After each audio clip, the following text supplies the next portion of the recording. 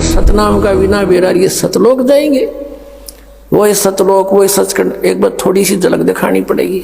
या अज्ञान की देह ना टूटेगी इतने यूं साफ ना हुए, और इस तरह हटेगा ये ज्ञान हो, इनके विचार भी देखेंगे। और परमात्मा जिनने मिला उनके विचार जब हमारे सामने होंगे तो अपने आप निर्णय हो जाएगा हु इज गॉड, और वो कैसे मिलता है ये देखिएगा। ये सारवचन वार्तिक राधा स्वामी सत्संग व्यास,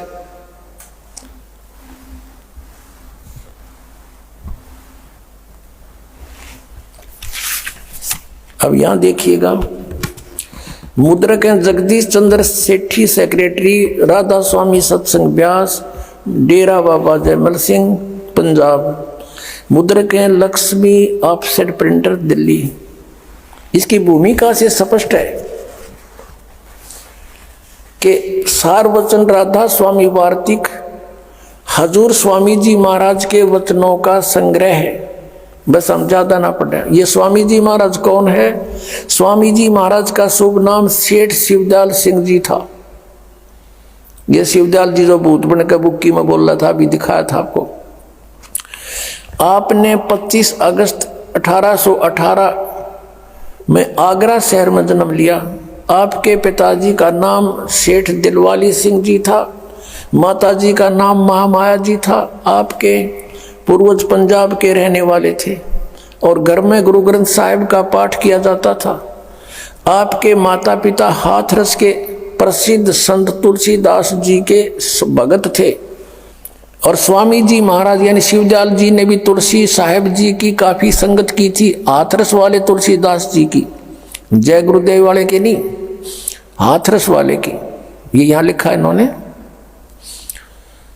आपके माता पिता हाथरस वाले प्रसिद्ध संत तुलसी साहिब के भगत थे। स्वामी जी महाराज ने भी तुलसी साहिब की काफी संगति की थी, उसके विचार सुने थे और बचपन से ही स्वामी जी महाराज का रुझान अध्यात्म की ओर था। आपने एक कमरे में बैठकर 17 वर्ष सुरत शब्द योग का अभ्यास किया। ये 6 पृष्ठ पे।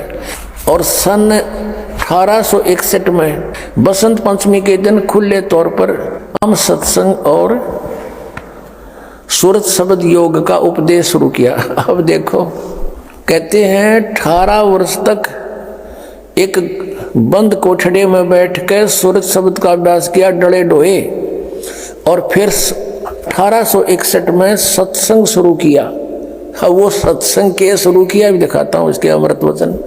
इसी पुस्तक के पृष्ठ नंबर हम अब 13 पर आपको ले चलते हैं, देखिएगा। राधा स्वामी दयाल की दया, राधा स्वामी साहेब खुलासा उपदेश हजूर राधा स्वामी साहेब का। शिवदयाल जी को भी राधा स्वामी कहने लगे। ये है वचन नंबर 1। सिर्फ काम इतना है कि इंसान यानी मनुष्य अपनी सूरत यानी रूह को उसके खजाने और निकास यानी मुकाम सतनाम और राधा स्वामी में पहुंचावे आगे लिखा है। अब यहाँ से हो गया सतनाम को ये सथान बोलते हैं, मुकाम माने सथान। राधा स्वामी को भी सथान कह रहे हैं, ये मुकाम सतनाम।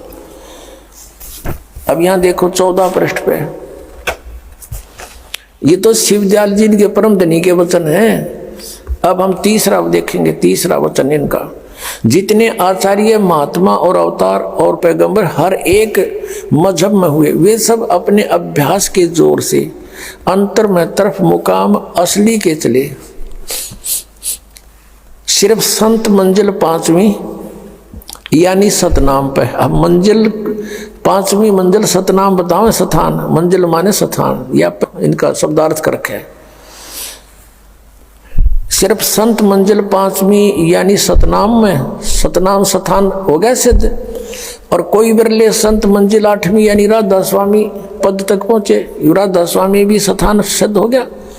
अब देखना वचन नंबर 4 और पृष्ठ नंबर 15 पे सारवचन वार्तिक पहला भाग है। अब समझना चाहिए राधा स्वामी पद सबसे ऊंचा मुकाम है, सबसे ऊंचा स्थान है राधा स्वामी पद, और यही नाम कुल मालिक और सच्चे साहिब का है। राधा स्वामी पद साहिब का भी नाम है। और सच्चे खुदा का है। इस मुकाम से, इस राधा स्वामी स्थान से 2 स्थान नीचे सतनाम का मुकाम है। अब यहाँ सतनाम तो इन्होंने सिद्ध कर दिया, स्थान माने मंजिल, मंजिल माने स्थान, संत मंजिल 5वीं यानी सतनाम पर, 5वां स्थान सतनाम पर। अब यहाँ फिर ये क्या कह रहे हैं कि राधा स्वामी स्थान से, इस मुकाम से 2 स्थान नीचे सतनाम का मुकाम है, स्थान का स्थान है। वारे महापुरुषों, स्थान का स्थान है। और इस स्थान को आगे फिर डिफाइन किया इस परम धनी ने, शिवदयाल जी ने, राधा स्वामी पंथ के प्रवर्तक ने। सतनाम को है, और जिसको इस सतनाम को आगे क्या क्या नाम दिए हैं संतों ने, सतलोक भी सतनाम कहा है, और सचखंड, और सार शब्द भी सतनाम, सत शब्द भी सतनाम, और सतनाम भी सतनाम, और सतपुरुष भी सतनाम, सतपुरुष करके इस सतनाम को व्याख्यान किया है, बयान किया है। अब पुण्यात्माओं, 18 वर्ष हठ योग करके, जबकि किसी संत का इतिहास नहीं जिन्हें भगवान मिला जो ऐसे डले डोए हो, और इसने ये सत्संग फरमाया, इसने सतनाम का नहीं पता, यू खान का से एक पीन का है, 2 अक्षर का है सतनाम। ओए होए होए। अब क्या बताते हैं, वस्तु कहाँ खोजे कहाँ, किस विधि लाग गए हाथ, कह एक पलक में पाइयो, बेदी ले लो साथ। एक धनी व्यक्ति था, उसकी मृत्यु होगी, और उसने अपने पुत्रों से बता दिया था कि बेटा मैंने धन छुपा रखा है और उसको मैंने लिख रखा है, मेरी मृत्यु के उपरांत उस स्थान को खोज लियो, उस बही में लिखे हुए, उस पैड में लिखे हुए वर्णन के आधार से खोज लेना। मैंने कोड वर्डों में लिख रखा है। अब अपने पिता का अंतिम संस्कार करके बच्चों ने वह पैड खोली, बही, उसमें देखा क्या लिख रखा था कि चांदनी 14 रात्रि के 12 बजे और मंदिर के गुम्बद में इतना सामान इतना रखा है, करोड़ों की संपत्ति, यानी चांदी के सिक्के, सोने के आभूषण, चांदी के आभूषण, वो सब लिख रखे डिटेल। और सेठ जी ने अपने आंगन में एक मंदिर बनवा रखा था, उसमें अपना पूजा करता था, वो सारे बच्चे पूजा करते थे। तो बच्चों ने उस बही को पढ़ा, उस विवरण को पढ़ा और गुम्बद फोड़ दिया मंदिर का, उसमें कुछ नहीं मिला। बड़ा उनको धोखा लगा कि पिताजी तो झूठ बोल गए, उन्होंने हमारे पास इतना धन लिखा है, इसमें एक भी को नहीं पाया, चवन्नी भी। बड़े चिंतित हुए। उसी दौरान उनका संपर्क एक उनके पिता के मित्र दूसरे धनी से हो गया। उन्होंने सब अपना कारण बताया कि ऐसे ऐसे हमारे पिताजी ने हमारे साथ कि क्या किया, ये झूठ बोल गए, गलत लिख गए ये तो, और इसमें लिखा है बही में ऐसे ऐसे पैसे मिलेंगे, हमने सब कुछ देख लिया, फोड़ के कुछ नहीं मिला। अब उसके पिताजी के फ्रेंड धनी ने कहा कि बेटा वो लेख लाओ, कहाँ लिखा है। वो बही, वो पैड दिखाई, उसने पढ़ा कि बेटा ऐसा करो, इस मंदिर के गुम्बद को फिर बनवा दो एज इट इज, और चांदनी 14 आने दो, फिर मैं बताऊंगा कहाँ रखा वो धन। उन्होंने फिर उसी तरह गुम्बद बनवा दिया, और रात्रि के 12 बजे उस मंदिर के गुम्बद की छाया जहां पर थी वहां निशान लगा दिए उस जानकार व्यक्ति ने कि बेटा यहाँ खोदो। जो चांद की रोशनी में उसकी छाया, जहां पर गुम्बद की छाया थी, उस गुम्बद की छाया में निशान लगा दिया। उन बच्चों ने वहां खोदा, एज इट इज सारा धन पा गया।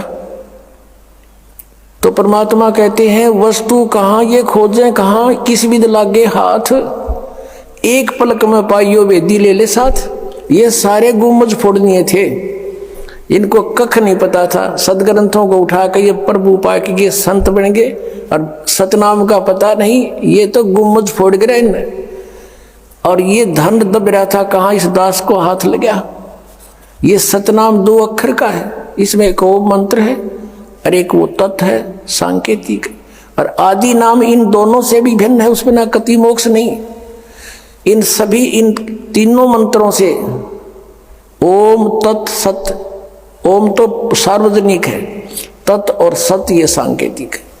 इन 3 मंत्रों से मोक्ष होगा, परमात्मा प्राप्ति होगी, सतलोक प्राप्ति होगी। तो सबसे पहले हमने सतनाम की इतनी कमाई करनी पड़ेगी ताकि सार नाम आपके कामयाब हो सके। और कबीर साहब ने लिखा है कि परम संत सही होगा वो 3 बार में नाम देता है। पहला मंत्र आपको दिया जाता फर्स्ट, वो 7 मंत्र का, जिसमें 5 मंत्र हैं इन कमलों के और 2 परमात्मा के। और उसके बाद फिर ये सतनाम दिया जाता है और तीसरी बार में सार नाम दिया जाता है। कबीर सागर के अंदर ये प्रत्यक्ष प्रमाण है कि धर्मदास आपको भी मैं आदेश देता हूं कि ऐसे ऐसे नाम देना 3 सती थी।